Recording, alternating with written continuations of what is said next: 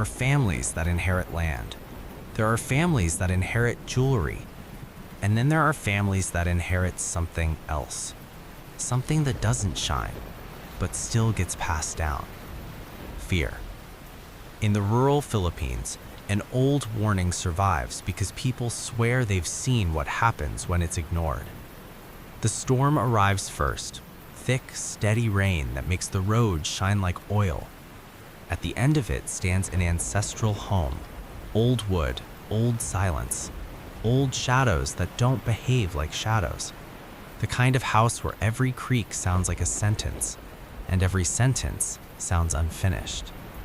Inside, relatives gather for wedding talk, but their voices are careful, because the house doesn't just hold furniture, it holds memory. And memory here includes superstition. They call it Sukob, a Filipino wedding superstition often described as a warning against siblings marrying within the same calendar year. Not because love is forbidden, but because luck, they say, can be divided, disturbed, or dragged into the wrong place when two weddings share the same year.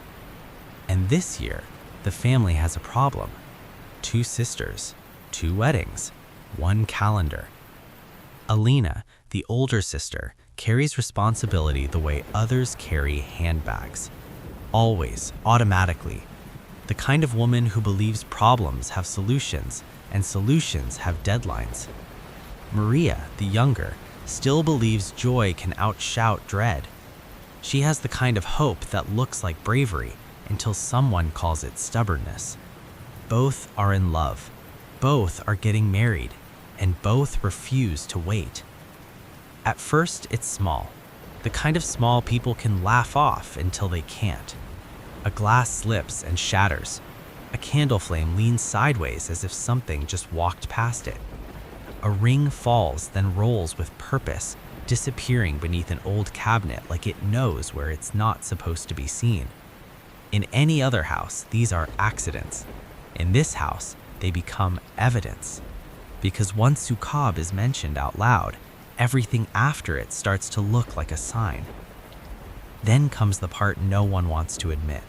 Sometimes the curse doesn't begin with spirits. Sometimes it begins with people. A community repeats a warning long enough and it becomes a script everyone follows.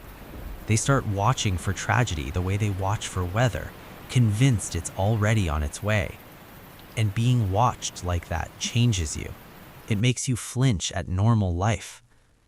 Elena and Maria live in a world of receipts, online payments, schedules, modern tools meant to make life easier. But superstition doesn't care about convenience. It cares about obedience. The sisters are not only planning weddings now, they are negotiating with invisible expectations.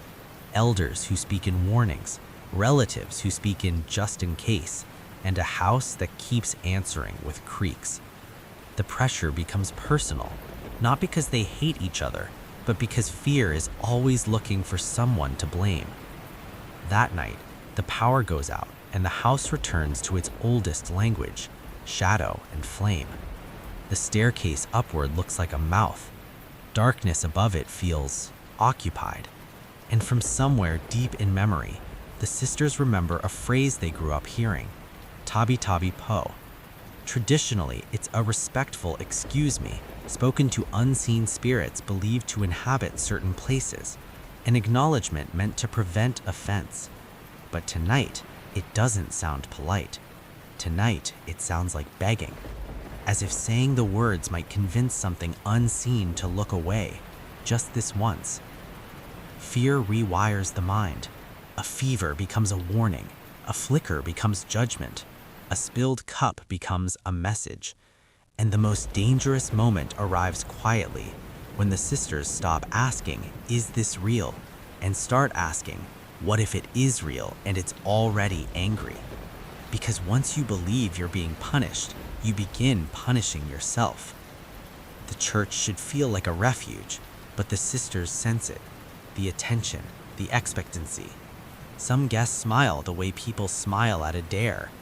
Others avoid eye contact like misfortune is contagious. A candle near the altar flutters violently for a second, then steadies. No one breathes until it does, and in that silence, Sukob feels less like folklore and more like a countdown. This is the moment superstition loves most, the moment right before something happens, because fear doesn't need proof, it only needs timing. 2 sisters, 2 weddings, 1 year. And the question underneath everything is no longer about tradition, it's about cost. What does it cost to defy what your family swears keeps them safe? So if bad fortune comes, is it supernatural? Or is the curse simply the weight of a community's fear, heavy enough to bend any life that stands beneath it? In places where respect for heritage and the unseen is treated as survival, belief can feel like protection. But protection has a shadow, and sometimes the shadow is what we inherit.